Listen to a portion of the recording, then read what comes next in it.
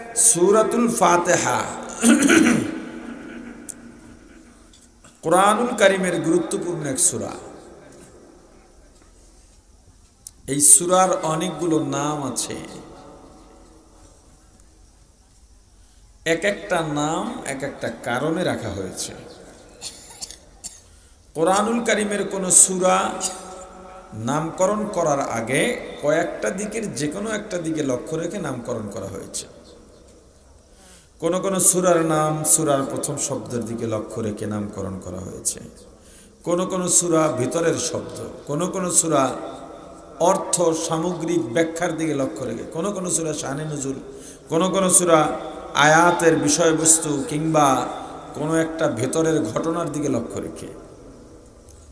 সূরাতুল ফাতিহার অনেকগুলো নামের প্রধান দুইটা নাম। প্রধান কয়টা নাম? প্রধান দুই নামের এক নাম সূরাতুল ফাতিহা, আর এক নাম সূরাতুল হামদ বা আলহামদ সূরা। সূরাতুল ফাতিহার নাম ফাতিহা কেন? আলহামদু নাম আলহামদু কেন? আলহামদু মূলত সূরার প্রথম শব্দের দিকে লক্ষ্য রেখে আলহামদু রাখা হয়েছে। ফাতিহা কেন? ফাতহুন মানে খোলা, আরম্ভ করা, শুরু করা, উন্মোচন করা, উদ্বোধন করা। সূরা ফাতিহা দিয়ে যেহেতু কোরআন শুরু করা হয়েছে, এজন্য সূরাতুল ফাতিহার নাম কি? ফাতিহা।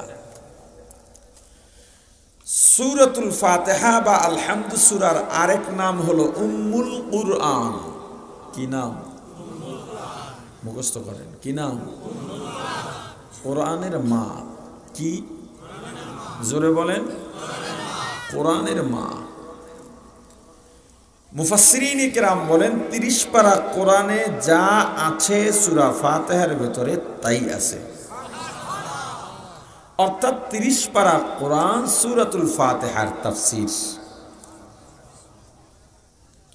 সূরাতুল ফাতিহার আরেক নাম সূরাতুশ শিফা, রোগ মুক্তির সূরা। কিসের সূরা? রাসূল করিম সাল্লাল্লাহু আলাইহি ওয়াসাল্লাম বলেছেন, এটুক শোনেন, খুব গুরুত্ব দিয়া আপনার আর ওষুধ খাওয়া লাগবে না। রাসূলের কথা ভুল আছে? রাসূল করিম সাল্লাল্লাহু আলাইহি ওয়াসাল্লাম বলেছেন, পৃথিবীতে এমন কোন রোগ নাই, আগত অনাগত বর্তমান ভবিষ্যৎ, এমন কোন রোগ নাই যেই রোগের শিফা সূরা ফাতিহায় নাই। শুধু একটা রোগের শেফা দিতে পারবে না, মৃত্যুকে জীবিত করতে পারবে না। এখানে যত চিকিৎসাই চলুক কাজ হবে না। তাহলে মৃত ব্যক্তিকে জীবিত করা ছাড়া পৃথিবীতে আগত অনাগত যত রোগ আছে সব রোগের চিকিৎসা কোথায় আছে? সবাই বলেন। বলে ডায়াবেটিসের কোনো চিকিৎসা নাই। কে কইছে নাই? আমার রাসূল বলছেন সূরা ফাতিহায় আছে। করোনার চিকিৎসা নাই। কে কইছে নাই? সূরা ফাতিহায় আছে। সামনে যত রোগ তৈরি হবে তার অগ্রিম শেফাও আল্লাহ দিয়ে দিচ্ছেন কোথায়? বলেন। যেই সূরা নামাজিরা প্রত্যেক রাকাতে পড়ে। প্রশ্ন, সূরা ফাতিহা দিয়ে যদি রোগ মুক্তি লাভ করা যাইতো, তাহলে এই চিকিৎসার দরকার কি? আবার এই চিকিৎসা আমরা নিতে পারবো কিনা? সূরা ফাতিহা দিয়া তাইলে মানুষ রোগ থেকে শেফা পায় না কেন? অনেকগুলো প্রশ্ন এখানে আছে এই একটা কথার উপরে। তার আগে সূরা ফাতিহার মাধ্যমে রোগ মুক্তির জন্য জানতে হবে দুইটা শর্ত প্রযোজ্য। কয়টা? এক, যিনি সূরা ফাতিহা পড়ে চিকিৎসা দেবেন বা ফু দেবেন, সূরা ফাতিহা পড়ে যে ফু দেবেন পানিতে বা তেলে, ওই ফুওয়ালার জবান আল্লাহর পছন্দওয়ালা জবান হতে হবে। দুই, যেই ব্যক্তি সূরা ফাতিহার চিকিৎসা নেবেন তাকে পূর্ণ ইয়াকিন এবং বিশ্বাস করতে হবে, তার ভিতরে এই বিশ্বাস থাকতে হবে আমি ভালো হবই হব। এই দুই শর্তের এক শর্ত যদি না পাওয়া যায় সূরা ফাতিহার চিকিৎসা দিয়া ফায়দা পাওয়া যাবে এরপর পাওয়া যাইতে পারে জুট্টা বোতলখোর, এরাও অনেক সময় ফু দিলে কাজ হয়ে যাইতে পারে। এটা তার জবানের কালামতি না, এটা আল্লাহর কালামের মুজিজা, এটা হতে পারে। এই দুই শর্তর এক শর্ত যদি পাওয়া না যায় সেই ক্ষেত্রে দুনিয়াবি চিকিৎসা গ্রহণ করা যাবে। রোগ মুক্তির মালিক মানতে হবে কাকে? আর একটা প্রশ্ন, যেহেতু চিকিৎসা, যেহেতু আপনারা ওয়াদা দিছিলেন আমারে, আমার কথার জবাব দেবেন, যেহেতু চিকিৎসা সেহেতু প্রশ্ন, আমরা যদি বাউফল কিংবা পটুয়াখালী ডাক্তারের কাছে যাই ভিজিট দেওয়া লাগে, ভিজিট। এখন সূরা ফাতিহা পড়ে যিনি ফু দেবেন বা চিকিৎসা দেবেন উনি ভিজিট নিতে পারবেন কি না? উনি টাকা নিতে পারবেন কি না? এক্ষেত্রেও আপনাকে দুইটা কথা স্মরণ রাখতে হবে। যদি চিকিৎসার নিয়তে চিকিৎসা করে, এখান থেকেও একটা মাসআলা বের হবে, এটা ভালো করে বুঝবেন। যদি চিকিৎসার নিয়তে চিকিৎসা করে, কিসের নিয়তে? তাহলে চিকিৎসা করে টাকা নিতে পারবে, চিকিৎসা করে টাকা নিতে। যদি সওয়াবের নিয়ত করে, তেলাওয়াতে সওয়াব আছে না, সওয়াব আমার সেবা, আমি পানিতে ফু দিয়ে দিব, আমার কোনো খরচ নেই, টাকা নেব কি লেগে? সওয়াবের জন্যে, তাহলে টাকা নিতে পারবে না। সওয়াবের নিয়ত করে যদি টাকা নেয় তাহলে সওয়াব হবে না, উল্টা গুনাহ হবে। সওয়াবের নিয়ত করার পরে টাকা নিলে কি হবে? জোরে বলেন। আপনি ফু দিছেন, না হুজুর আপনি তো চান নাই, আমি আপনার দিয়া গেলাম, হবে না। এই জায়গায় একটা মাসালা আছে। এবার কি বলছিলাম, সব রোগের শেফা আছে, কোন রোগের শেফা নাই? তাহলে মৃত্যু ব্যক্তির জন্য সূরা ফাতিহা পড়ি আর কোরআন তেলাওয়াত করি, কোন নিয়তে করতে হবে? চিকিৎসার নিয়তের সুযোগ আছে? কথা বলে না, কারণ আমি তো তারা সুস্থ করতেই পারবো না। তাহলে অপশন আছে কয়টা? কোনটা? জোরে জোরে, দোয়া সওয়াব। অতএব মৃত্যু ব্যক্তির জন্য তেলাওয়াত করা লাগবে কোন নিয়তে? সওয়াবের নিয়ত করলে কি নেওয়া যায় না? টাকা নিলে কি হবে? কি হবে না? মাশাআল্লাহ। এখন মৃত্যু ব্যক্তির জন্য অপশন একটাই আছে, সেটা কি? সওয়াব। সূরাতুল ফাতিহার আরেক নাম সূরাতুত তালিমিল মাসআলা। এটা হলো আজকে আমার আলোচনার নিয়ত। সূরাতুত তালিমিল মাসআলা, আল্লাহর কাছে দোয়া করার নিয়ম পদ্ধতির সূরা। কিভাবে আল্লাহর কাছে দোয়া করলে আল্লাহ দোয়া কবুল করবেন সেইটা শেখানো হয়েছে সূরা ফাতিহায়। পৃথিবীর এমন কোন মানুষ নাই, এমন কোন ধর্মাবলম্বী নাই যারা চায় না আমি যেটা চাই সেটা হয়ে যাক। পৃথিবীর এমন কোন মানুষ চায় না আমি যে দোয়া করি এই দোয়া কবুল না হোক। সবাই চায় কি? দোয়া কবুল। আল্লাহর কাছে বান্দা 6টা জিনিস চান, আল্লাহ বান্দাকে 6টা জিনিস দিতে চান, তার মধ্যে একটা হলো দোয়া। সবাই চায় আমার দোয়া আল্লাহ কবুল করুক। আল্লাহ বলেন আমিও চাই তোর দোয়া কবুল করতে, কিন্তু দোয়ার নিয়ম তো তুই জানিস না। তো বান্দা কিভাবে দোয়া করবা? আমি তো তোমাকে ভালোবাসি, আমার দরদ তোমার প্রতি। লাম ইয়ালিদ ওয়া লাম ইউলাদ, আমারে কেউ আব্বা ডাকে না, মা ডাকে না, আমিও কাউকে মা ডাকি না, বাবা ডাকি না, এগুলো আমার পছন্দ না। বান্দা যখন আমাকে ডাকে আমি খুশি হয়ে যাই। আমার মায়া বান্দা তোর প্রতি, তোর দোয়ায় ভুল হলে আমি আল্লাহ মেনে নিতে পারি না। এজন্যে দোয়া কেমনে করবা আমি আল্লাহ শিখাইছি, এর বাইরে দোয়া করো না। কি করবা? যখন আল্লাহর কাছে কিছু চাইবা, চাওয়ার আগে কয়েকটা কাজ করা লাগবে। এক নাম্বার, প্রথমেই আল্লাহর প্রশংসা করবা। কার প্রশংসা? আরে জোরে বলেন কার?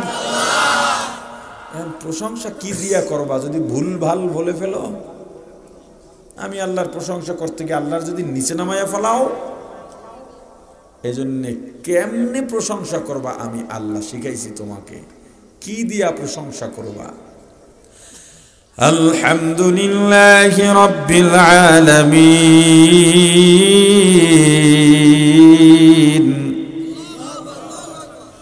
আলহামদু লিমান কদ্দারা খায়রান ওয়া খাবালা, الحمد لمن قدر خيرا وخبالا، والشكر لمن صور حسنا وجمالا، والشكر لمن صور حسنا وجمالا، فرد صمد عن صفة خلق بريئون، فرد صمد عن صفة خلق بريئون، رب أزلي خلق الخلق كمالا، رب أزلي خلق الخلق كمالا، لا إله إلا الله، لا إله إلا الله، لا إله إلا الله، لا إله إلا الله، لا إله إلا الله، لا إله إلا الله، لا إله إلا الله،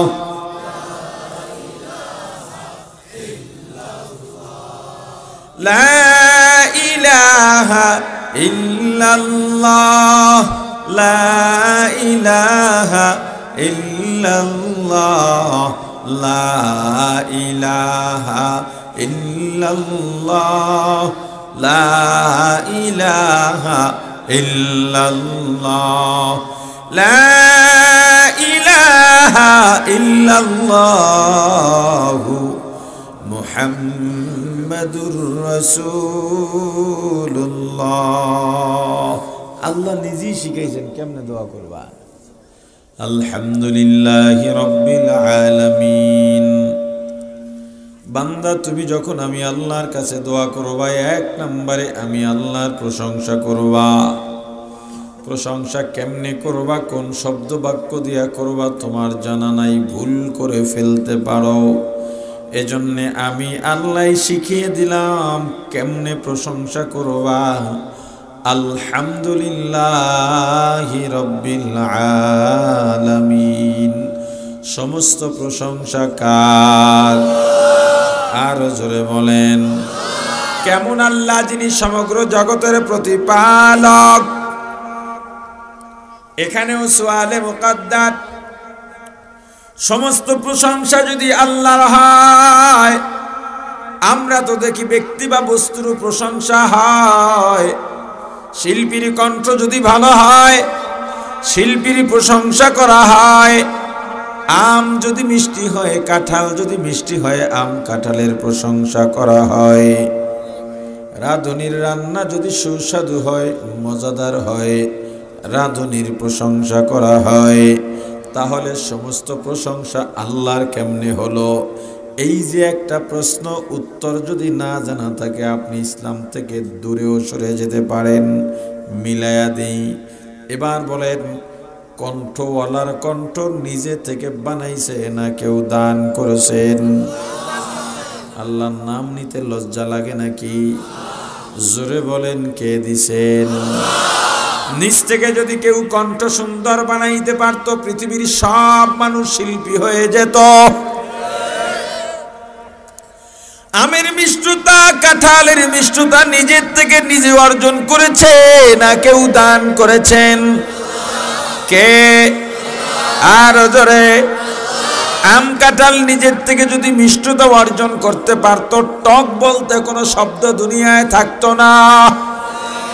ও প্রাণীর ভাই, তাহলে তোমার এখানে বলা কি দরকার? যদিও সাময়িকভাবে বস্তু বা ব্যক্তির প্রশংসা করা হয়, মূলত সব প্রশংসা গিয়া জমা হয় আল্লাহর প্রশংসার ঝুলিতে। এখন আপনি এটা উপস্থাপন কিভাবে করবেন? ছেলেটার কণ্ঠ কত সুন্দর না, ছেলেটার হাতের লেখা কত সুন্দর না, আম কত মিষ্টি না, তাহলে কি বলা দরকার?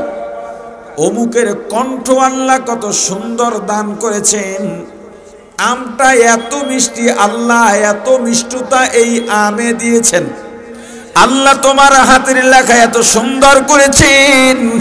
যখন তুমি এভাবে বলবা তখন আর ব্যক্তির প্রশংসাও হয় না, সরাসরি ব্যক্তির প্রশংসার জায়গায় আল্লাহর প্রশংসাও হয়ে যায়, ব্যক্তিকেও বড় করা হয়। আল্লাহর দরবারে দোয়া করব, দোয়া করার আগে পদ্ধতি 1 নম্বরে কি করা লাগবে? জোরে বলেন, প্রশংসা কি করা লাগবে? কে বলেছেন? কোন শব্দ দিয়া প্রশংসা করব? বাক্য দিয়া। কে শিখাইছেন? আল্লাহর প্রশংসা করলে কোন বাক্য দিয়া করব? সবাই পড়েন। থামে গেছে। আল্লাহ বলেন, বান্দা 2 নম্বরে আমার গুণগান বর্ণনা করো। এই গুণগান বর্ণনা করতে গিয়েও তুমি ভুল করে ফেলতে পারো। গুণ গাইতে গাইতে গাইতে গাইতে বলে ফেলতে পারো, আল্লাহ আপনার বাবা হওয়ার গুণ আছে। কথা কয় না? পয়গম্বর ঈসার মতো আল্লাহর পুত্র মেনে বাঁচতে পারো। এ বান্দা, না না, তুমি ভুল করবা, এটা আমি আল্লাহ চাই না। এজন্য আমি আল্লাহ তোমাকে শিখায়া দিচ্ছি কি দিয়া আমি আল্লাহর গুণগান করবা। আর রহমানির রহিম,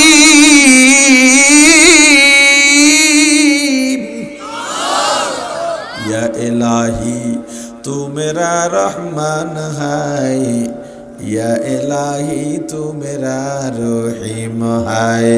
अल्लाह अल्लाह तू मेरा गफ्फार है, अल्लाह अल्लाह तू मेरा गफ्फार है। हुवल्लाहुल्लज़ी ला इलाहा इल्ला हु, हुवल्लाहुल्लज़ी ला इलाहा इल्ला हुवा आलिमुल गैबि वश्शहादति हुवर रहमान।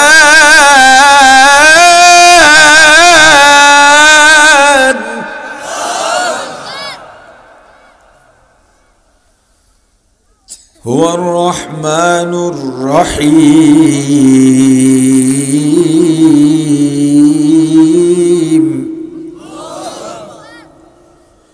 هو الله الذي لا إله إلا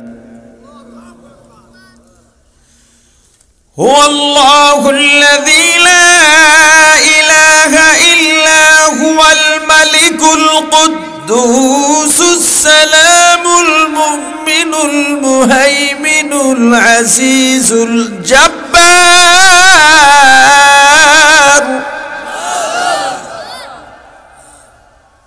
المتكبر سبحان الله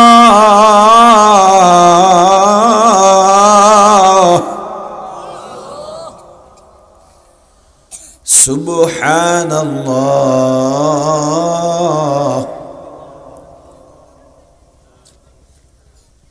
সুবহানাল্লাহি ওয়া বিহামদিহি সুবহানাল্লাহিল আযীম সুবহানাল্লাহ সুবহানাল্লাহি আম্মা ইউশরিকুন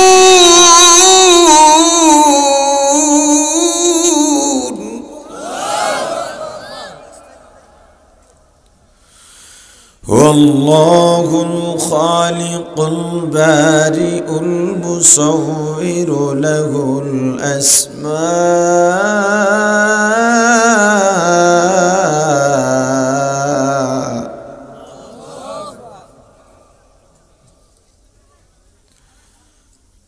هو الله الخالق البارئ المصور له الأسماء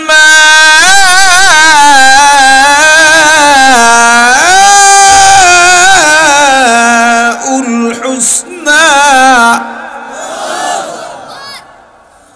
يسبح له ما في السماوات والأرض وهو العزيز الحكيم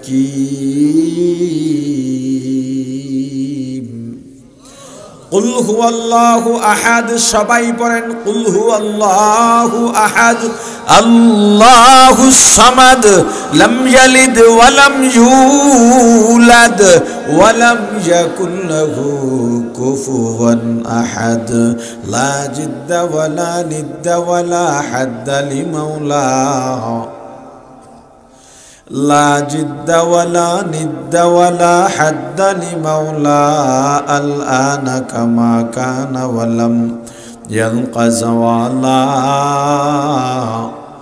الآن كما كان ولم يلق زوالا لا جد ولا جدة لا عم وخالا